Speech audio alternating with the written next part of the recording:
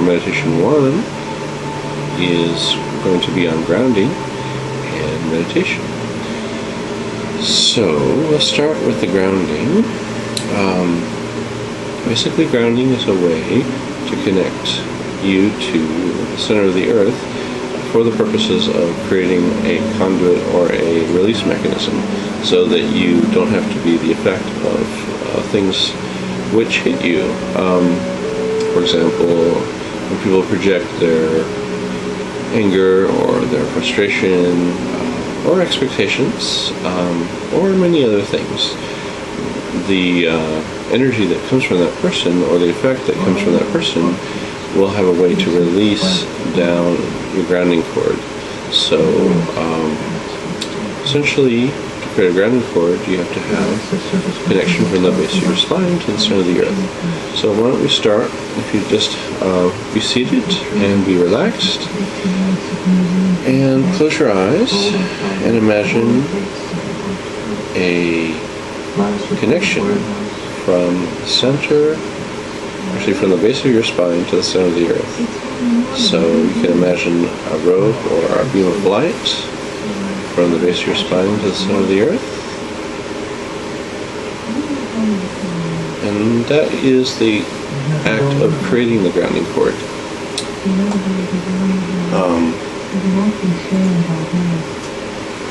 Just getting rid of some background noise here.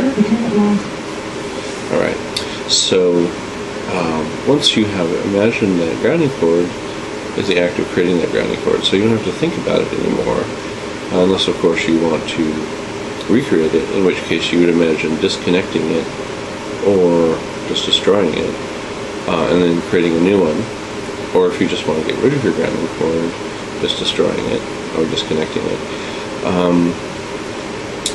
For the most part, you want to be grounded all the time. There's probably not any time, although that's up to you, that you don't want to be grounded, because essentially all it does is allows you a way to release unwanted effects or energy.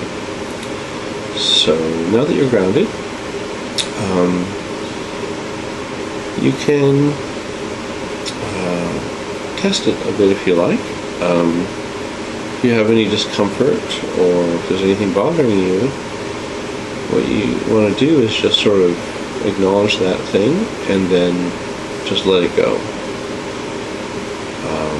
For example, say you have a worry. So acknowledge the worry and let it go. That easy. So, great. Now, that concludes the grounding part of the first lesson. For meditation, we will first maybe talk a little bit about what is meditation.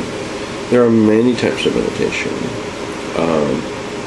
Meditation really is a conscious mechanism, or no, it's a conscious state of mind where you are not engaging or being active. It's essentially where you cease to be involved with something, to essentially, to put it very simply, just to do nothing.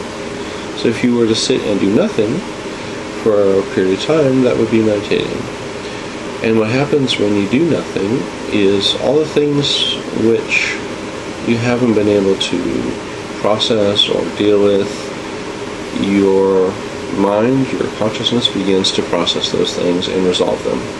So it is in fact not important to have a clear mind or an empty mind, or to not have any thoughts while you meditate, because when you meditate, you are in fact getting rid of those things. You are clearing your mind. So meditation is really a practice of clearing your mind, not a state of having a clear mind, if that makes sense. So it's a process. You don't have to be in a good state. In fact, when you're in a bad mood or you're feeling lousy, this is a really good time to meditate. It may sometimes not be as fun, but you're going to get a lot more out of it, because that's when you really need to do a meditation. As I said, there's many types of meditation. for the most part, what we're learning is we're learning a very basic meditation combined with running energy, and we call that energy meditation. It's important to note that for basic meditation, you don't want to have any influences, no tapes or guided messages or mantras or anything that will sort of guide your meditation or lead your meditation. You want to just let your meditation lead you. So why don't we try that first? I know many of you have questions, especially if you have heard or read about meditation or have tried other types of meditation.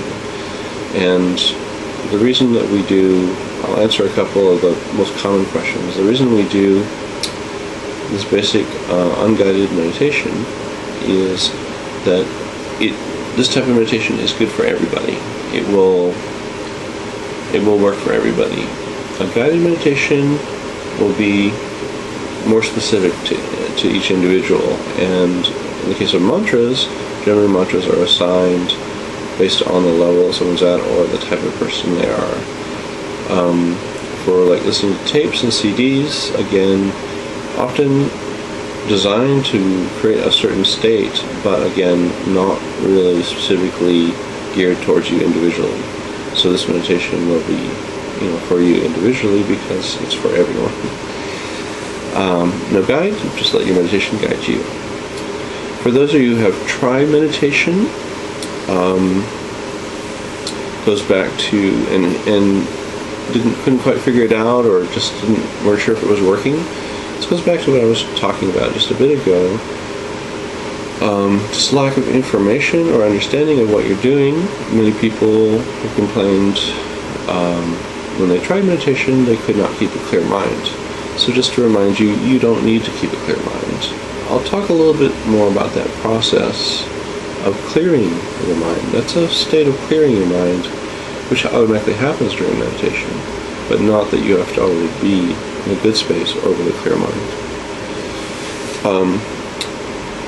Secondly, some people have complained that they tried meditation, they liked it, it worked for them, but at a certain point it seemed to stop working, that they started to feel uncomfortable. And this is common if you're doing meditation and it's really working for you. It will feel good at times and it will feel bad at times, and that's normal. What the mistake most people make is they meditate while it feels good, and when it feels bad, they stop.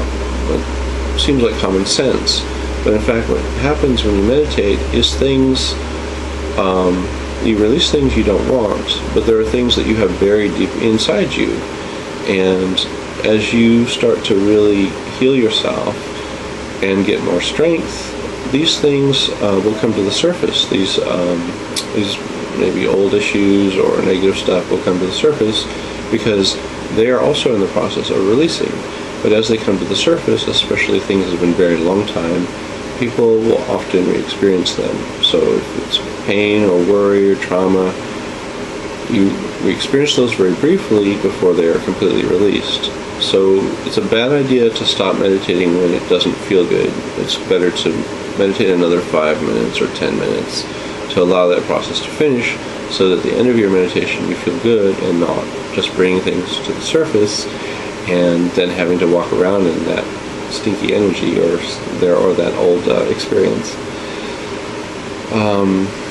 So those are the most common questions. And a few other ones, not so common. Is meditation dangerous? There are types of meditation which potentially can be. For basic meditation, should not be dangerous for anyone unless you already have a very severe and extreme psycho illness or mental illness. Then it might be good to consult with a psychiatrist or someone like that before trying any type of meditation. But for the average person, and even people who do have some trauma, it should be perfectly safe. And especially this type of meditation will be perfectly safe because it will not push you in any direction. The meditation itself will be its own guide and take you wherever you need to go.